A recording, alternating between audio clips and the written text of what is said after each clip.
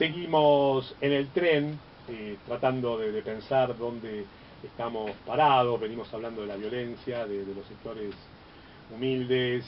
También nos agrega tanto nuestro invitado como algún oyente la violencia de otros sectores, pero bueno, nadie puede negar que ha aumentado la violencia y bueno, seguramente también estamos dentro de un proceso mundial. Nos decía la socióloga Norma Giarraca, que ustedes habrán escuchado en el tren, que el barrio Mitre es el país real donde desde muchos años se sufren tensiones con el barrio de Saavedra, porque de alguna manera ahora el shopping, el DOT, es el neoliberalismo, digo, para pensar símbolos. Y ella nos contaba que, por ejemplo, en un programa de América que conduce Rolando Graña, los informes periodísticos son de una agresión al barrio Mitre con un racismo indignante. En cambio, los periodistas se corren de esa visión, los periodistas que están en el piso,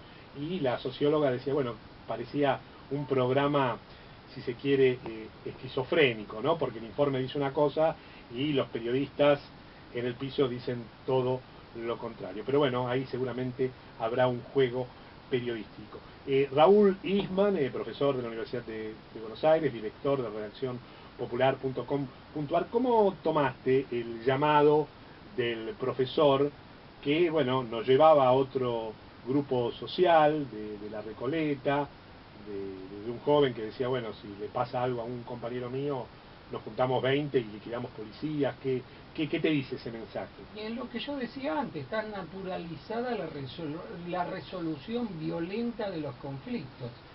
Vamos a apelar a la sociología más clásica. Max Weber decía que la violencia es consustancial a la sociedad humana y que el Estado viene a cumplir el rol de monopolizar la violencia. Pero la violencia está presente en la familia, está presente en las relaciones con amigos, y los sectores altos también son violentos porque por algo ejercen un rol de predominio. Para estar en ese lugar hay que ser heredero de una situación violenta previa y hay que recurrir a la violencia las veces que sea necesario para mantener ese sitio o ese lugar de dominio.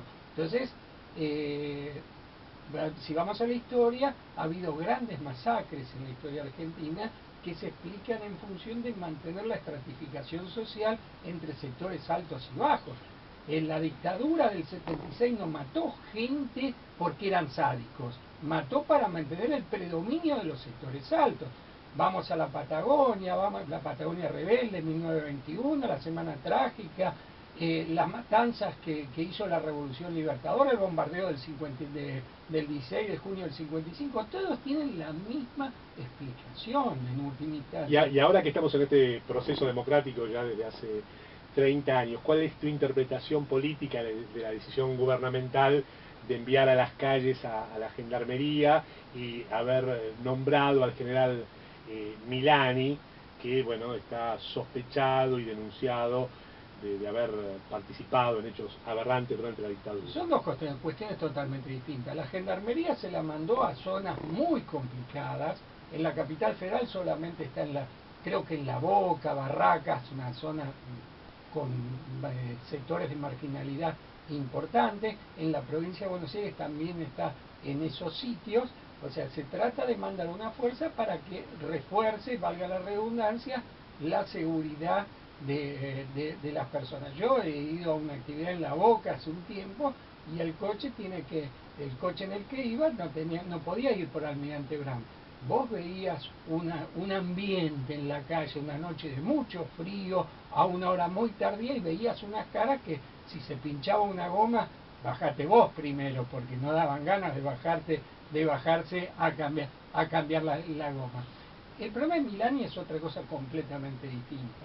Milani puede ser sospechado, tenía 22 años en el 76.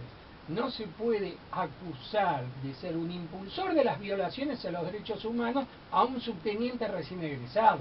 Tenía 22, tiene la misma edad que yo, del año 54 Milani. Y vos fíjate que los grandes defensores de los derechos humanos son La Nación y Clarín. Si no te da sospecha que La Nación y Clarín salen a hablar de los derechos humanos, es porque sos bastante distraído.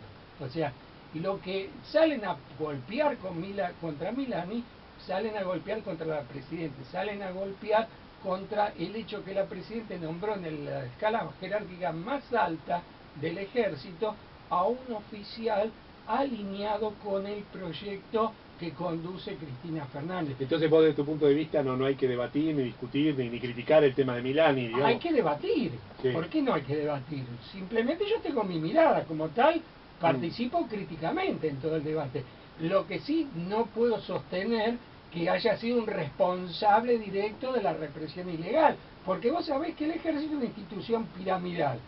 Vos podés decir que un coronel tenía mayor responsabilidad, pero un subteniente hace lo que le tienen que decir. Yo no descarto que Milani haya participado en tortura. Vuelvo a insistir, no tenía un rol decisorio a los 22 años, incluso, salvo que pensamos que el ejército es comandado por infantes.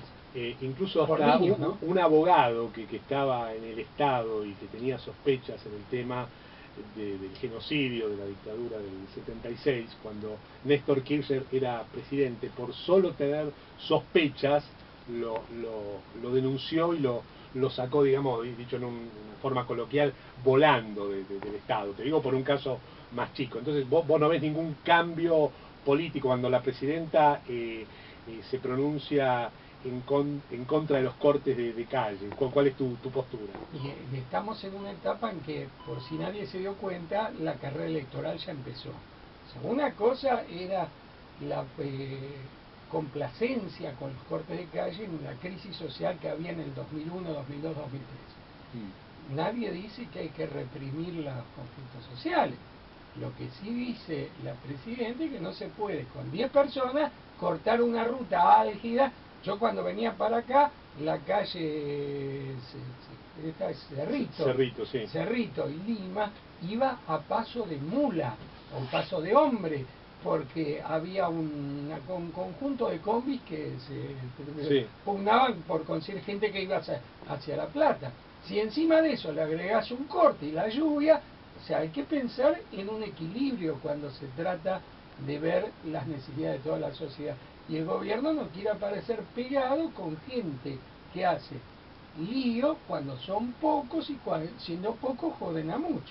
Bueno, utilizaste la expresión del Papa Francisco, ¿no? Cuando Dios me libre, aunque soy ateo. Instó a la juventud a hacer lío. Ustedes lo están escuchando, se llama Raúl Isman, se define como kirchnerista, pura cepa, 5275-0770. Vamos a hacer una pequeña pausa, la seguimos después, no se bajen, que tenemos Mundo Twitter, tenemos recomendaciones, más diálogo, preguntas, respuestas y debates. Seguimos en el tren.